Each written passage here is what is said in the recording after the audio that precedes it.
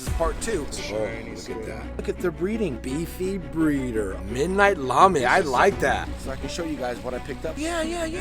Just let him sit there. Look how pretty. Hoʻomalu Hana Hui A Maui.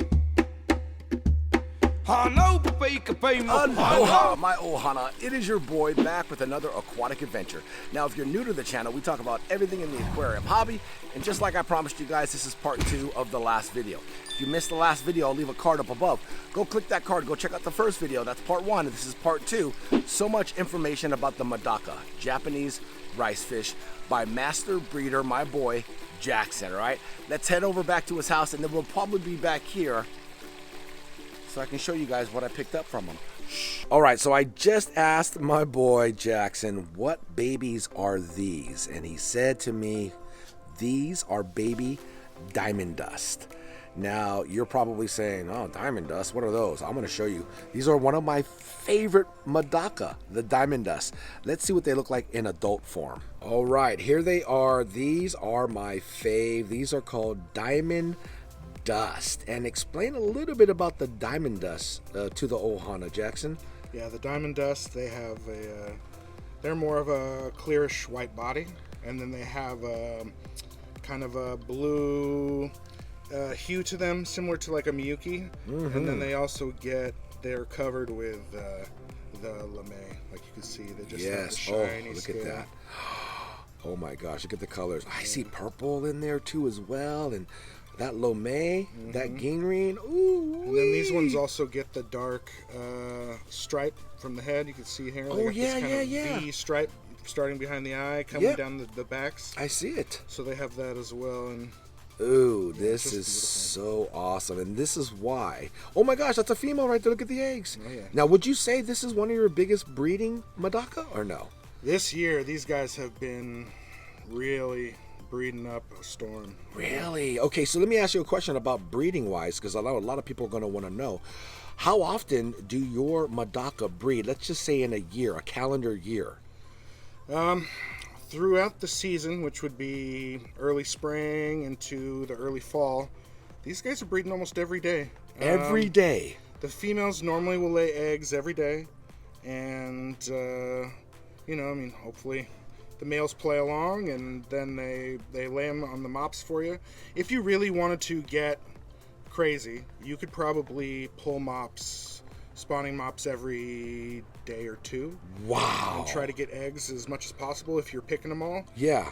So you're talking like in a summer, 3 months, let's just say. It's every day. Pretty much, yeah. Every day. Wow. Just so you know, they're breeding machines, guys. Yep. Look at that. Oh my gosh.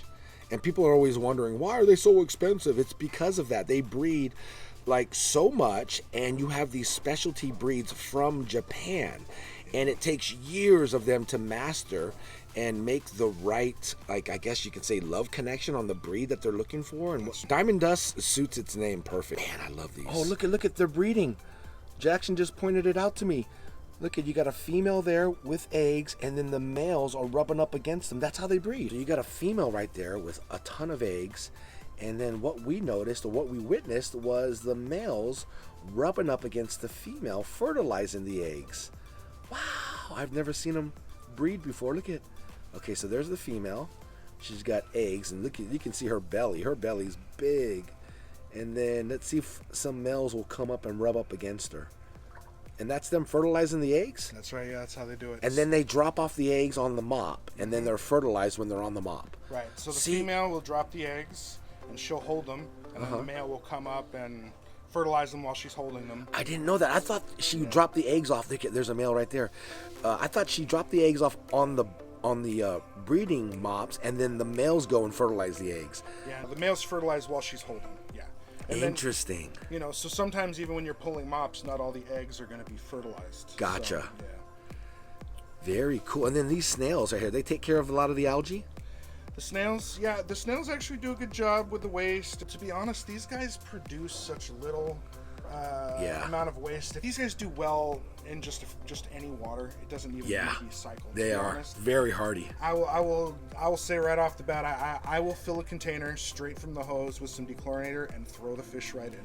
God, that's awesome. Honestly, and I don't think there's any harm in that. And I think No. anybody can do the same thing with these guys. They just Absolutely. will be completely fine. you know? Wow. So she's probably going to rub those eggs off on the breeding brush or breeding mops. That's right, yeah. Right back there. And then if you guys are curious on the breeding mops, my boy custom makes the breeding mops too for you. So he's got a whole line of Madaka stuff. You know, he's got his nets, he's got breeding mops, and then the fish on top of that. Now these totes here you can get, I mean, Lowe's, Home Depot. I believe these are like a 27-gallon tote. These are like maybe 15 or something. Yeah, so I mean, yeah, I use all different sizes. 5? 27, these are 12s. 12s, I've got okay. 14s. I've got 14s. 7 gallons. Yeah. I use a 20 long. We got 5-gallon over here. Yeah, mine were breeding in 5 gallons. Yeah, these tubs right here. 5-liter. And you can see he's got a little filtration in there too as well with aeration. So that's really awesome that he has. He's actually treating these like royalty because mine are from the streets, man. We're from the ghetto. We have no filter. We have no aeration. We have no heater. I do keep them out of the direct sunlight, so that's good. They get partial sun. And you guys seen my setup at home. And they breed like crazy, you know? So it just shows you, you know, especially when you're having a breeding setup like this, you probably would want aeration. And I'm not gonna lie, when I have my eggs, I do have aeration in there just to help. But once they become hatched and, you know, like maybe at this stage or smaller than this stage, I just you know, pull the aeration and let them just live a happy life. But dude, this is wild, man. Yeah, the main reason I use filters is just because of overcrowding. Yeah. You have a ton. When I'm growing them out, I've got, I mean, in this 5-gallon alone here must be close to 100. Wow. And they're small. And like I said, the waste they produce is really tiny. So. Well, what are these? These are pretty. What are they? These ones are the Yozakura Midnight Lame is what I'm calling them. Midnight Lame. I like that. This is something new I've been working on to get them to breed true, and finally they've started breeding true. I like it. Almost Midnight almost Lame. 100% breeding true. They started off as a different, like the gold Yakuzura almost, but with more of an orange. And then they, over time, I've bred them out into this black color. Very cool, man. I love it. Love it. Those ones will be coming out soon. I do have a few of these juveniles are available, but pretty soon they'll be full grown, and we'll get some breeding pairs next season for sure. When is the next season that you usually start selling? I know it varies. It does.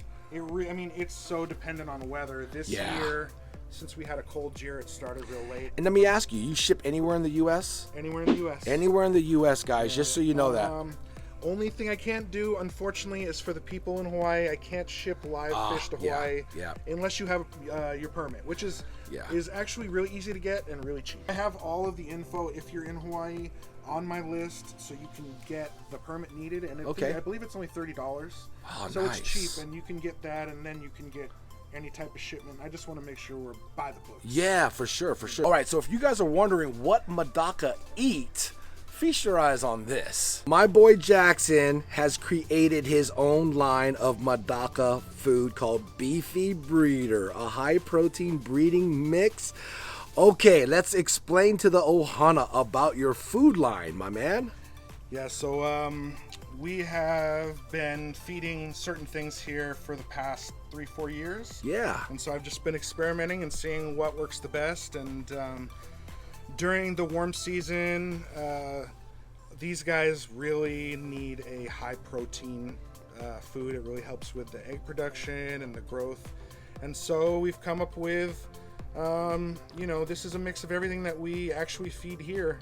And I just thought I would make it available for everyone else. One of the largest questions I get all the time is, you know, what do you guys feed? And so now I just thought I'd make it available. Oh, that is awesome. So, hey, if you guys want to pick up some specialty Madaka food for your Madaka, hey, hit up my boy. I'm telling you guys. I got all the info of look everything at that's in that. the back That's here. perfect, man. You know, so all good ingredients. You know, we tried not to have any fillers or junk. Yeah, look at that. Brine shrimp, squid, shrimp, protein. Damn, these guys are eating better than me. I feel the same way sometimes. Yeah, they're eating better than most of the animals around here. See, my boy just didn't get food and put it in a bag and seal it and call it his own. I mean, he's legit. Beefy breeder, baby. I absolutely love it. Let's look at the consistency. Let's see the fish eat this. Now, is this food something that you feed or fry too, or? Yeah, this food is actually really good for everything. Not only is it good to promote breeding, but it's really good for the growth on the fry.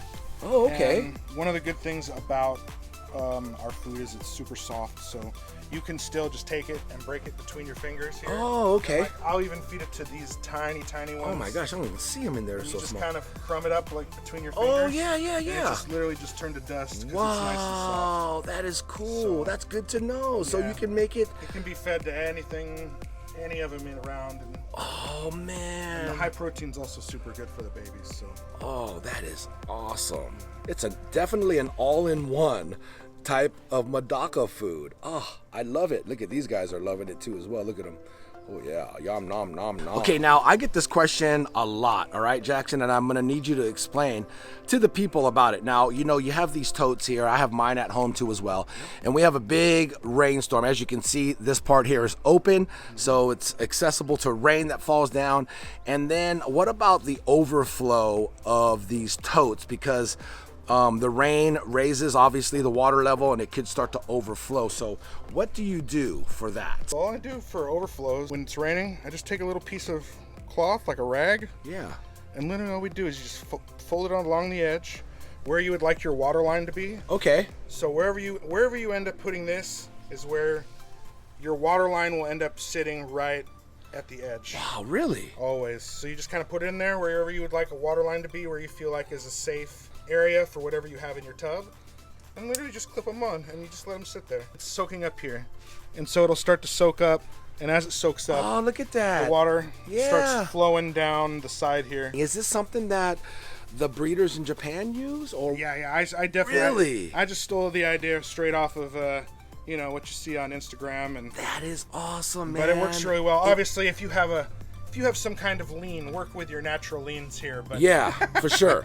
And like he said, you can actually put this deeper or further down Yeah. in the bucket. So if it's raining, like ton of rain on your buckets or your totes, yeah, just move this down deeper into the tote or the bucket. That is cool. Look at that. Ingenuity right there, baby. Yep, and as you can see, it's already filled all the way up. It's just It dripping is. Look down. at that. It's dripping down wet. Look at, and it's gonna keep the water level right where it's supposed to be. As you can see, we are back home, and I'm about to show you guys what we picked up from my boy Jackson. Now behind me is my 8,500 gallon koi pond, Tiki Falls 4.0. If you guys have no idea what it's about and you're new to the channel, I'll leave a card up above, all right? It's called Tiki Falls. It's how I built this bad boy. It's from, I don't know, when we first started to the present day. We still have some more work to do on it, which is the waterfall section, but it is an awesome watch. Go check it out, all right? And speaking of checking it out, let's go check out what I picked up from my boy Jackson. Some beautiful, rare Madaka, better known as Japanese rice fish. Let's go. All right, here they are, my ohana, some of my favorite Madaka. These are the Diamond Dust. Look how pretty. My boy Jackson hooked me up, and I am so grateful. Thank you so much, Jackson. These are my faves. Look at them. And then right next to them, we have my tricolor Madaka. Ooh, look at that one. That one's nice. Yeah, these tricolors are super cool. They look like little tigers. Look at them. Look at them. And this is how I keep them. Look at. I also have a couple breeding mops in here because you never know what's going to happen. Hey, matter of fact, let's just check to see if we have any activity. I didn't see any eggs on any of the Madaka, but you just never know. You never know. So these are breeding mops that my boy Jackson made for me, and is what I basically used for all of these tricolor ones too as well that bred for me. We have 6 Diamond Dusts. Look at them. How pretty, huh? Ah, I love these. So pretty. Hope they breed. That would be so awesome, but let me show you what else we got. All right, we got some in our pond bowl finally. These are juveniles. They're a lot smaller, but these are Miyuki. These right here are like that translucent, kind of a blue color one. Let's see if I can zoom in on them. They may be hard to focus because they are quick, but there you go. Look at them. They're little guys, little guys. But they're actually kind of loving this pond bowl that I have them in. It does have a little waterfall you can see right here. So there's water agitation, which creates a little oxygen. There's also a little sponge on the intake too, which serves as a filtration. So these guys are kind of spoiled, but you know, my other guys, how I have them in the totes, no heater, no aeration, no filtration, and they absolutely love it. So we have Miyuki in the pond bowl. We have, I don't know, maybe like 10 or 11 of them in here. So we'll see what happens with them. Now here is my other pond bowl that I created for some of my Madaka. You can get so creative with these bowls. You can get at Lowe's or Home Depot. But check it out. We also got my boy Jackson's food, the beefy breeder food for Madaka. And I'm gonna feed these tricolors in here. And I'm gonna show you, I'm gonna bring them out. Put a little bit right there, watch them come out, look at them. Oh, look how pretty these tricolor Madaka. Ooh, look at, yep, she does have eggs. Man, and we're like approaching fall here. This one has eggs. Just like Jackson said in the earlier video, they will breed non-stop for you. And look at, they love beefy breeder Madaka food by my boy Jackson. I suggest you guys get some. Oh, look at that one there. Oh my gosh, that female there has a ton of eggs. Look at her. Lots of eggs. Man, my tricolors, whatever it is in the water, whatever I'm doing, which is pretty much nothing, absolutely are thriving. I don't know what I'm going to do. They just keep breeding. They're breeding machines. But look at them all. Look like little tigers, right? Tricolor for my boy Jackson. So there you go. There's my setup. I got two 5-gallon totes here. No aeration, no filtration, no heater. Same thing with the pond bowl that I just showed you. And then, of course, we have that really nice pond bowl with the waterfall for aeration.